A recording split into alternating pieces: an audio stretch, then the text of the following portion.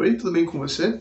Eu sou o professor Matheus e eu tô aqui hoje para mais um vídeo da nossa série de português em 3 minutos, especial verbos. E no vídeo de hoje a gente vai falar sobre mais uma forma verbal do modo subjuntivo, que é o pretérito mais que perfeito do subjuntivo. Você deve lembrar desse vídeo aqui, que a gente lançou tem 2 semanas aqui no canal do Plaque Online, sobre o pretérito mais que perfeito do indicativo. Se você ainda não viu esse vídeo, você consegue ver depois clicando no link que vai estar aqui na descrição, tá bem? Bom, nesse vídeo, sobre o pretérito mais que perfeito do indicativo, a gente comentou que essa forma verbal ela tem 3 formas diferentes de conjugação, uma simples e 2 compostas, e que o significado dessa forma, isso é, a motivação pela qual a gente usa esse tempo verbal é para fazer referência a um acontecimento que é anterior a um outro acontecimento ou estado também do passado. Isso é, que o pretérito mais que perfeito do indicativo expressa uma ação que é o passado do passado. Com o pretérito mais que perfeito do subjuntivo, a coisa é um pouquinho diferente. Por ser um tempo no modo subjuntivo, ele expressa uma ação que não é concreta, isso é, que não é uma ação real, mas sim uma possibilidade, uma abstração. Já no que se refere à temporalidade, ele expressa, sim, como o tempo do pretérito, algo do passado, mas não necessariamente um passado do passado. Pode ser um passado em referência a uma ação do presente. O que importa, ou seja, o cerne da motivação de uso do pretérito mais que perfeito do subjuntivo, é para expressar uma ação irreal, uma possibilidade abstrata do passado que não se concretizou. Vamos ver aqui 2 exemplos. Bom, aqui a gente tem 2 frases. Se eu tivesse acordado cedo, não teria perdido o ônibus ontem. E, se você tivesse tomado café da manhã, não estaria com fome agora. No primeiro caso, nós podemos organizar as ações nessa linha do tempo aqui. Haveria um momento presente, um hoje, e uma ação passada, que é o fato de eu ter perdido o ônibus, que aconteceu ontem.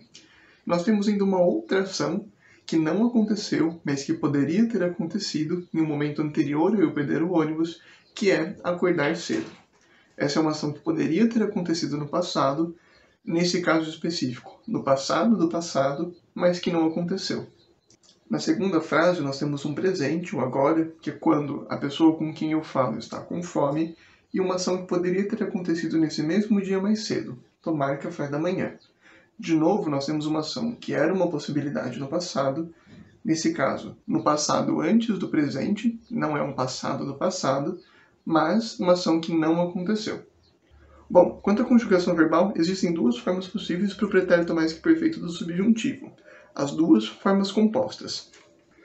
Uma delas é que a gente já viu nos exemplos, que é formada pelo verbo ter, conjugado no pretérito imperfeito do subjuntivo, que é essa forma caracterizada por ter a sílaba se no final na conjugação, e depois o verbo principal no particípio passado, que é uma forma única para todas as pessoas. Se você não viu os nossos vídeos sobre o pretérito imperfeito do subjuntivo ou sobre as formas nominais do verbo, que incluem o particípio passado, você consegue ver também clicando nos links aqui na descrição, tá bem? Vamos ver alguns exemplos, então, de verbos conjugados no pretérito mais que perfeito do subjuntivo. Aqui a gente tem os verbos cantar, comer e dormir. Como vocês podem notar, em todos os casos a gente tem o verbo ter conjugado no pretérito imperfeito do subjuntivo, concordando com a pessoa em que está conjugado, e logo depois do verbo ter, a gente tem o verbo principal na sua forma no particípio passado, que é a mesma forma para todas as pessoas. Lembrando que o tu aparece 2 vezes na nossa tabela, porque no Brasil, dependendo da região, ele pode ter conjugações diferentes, e que o vós, embora apareça aí, no Brasil não é utilizado cotidianamente. Bom, a segunda forma possível de se conjugar esse tempo verbal é quase igual à primeira, mas em vez de ter o verbo ter como verbo conjugado, nós temos o verbo haver, também conjugado no pretérito imperfeito do indicativo. Dá uma olhada. Como você pode ver, a conjugação é bem parecida e realmente só muda o verbo que a gente usa, ter ou haver. Assim como no caso do pretérito mais que perfeito do indicativo, o uso de uma ou outra forma, isso é, da forma com o verbo ter ou da forma com o verbo haver, depende da formalidade do contexto. No geral, a forma com o verbo ter é muito mais utilizada e mais associada à linguagem oral, comum e mesmo escrita cotidiana. enquanto a forma com o verbo haver é bem menos comum e costuma ser utilizada só em textos escritos e bem mais formais. Bom, esse era o nosso conteúdo para hoje, espero que você tenha gostado e tenha aproveitado essa conversa sobre o pretérito mais que perfeito do subjuntivo.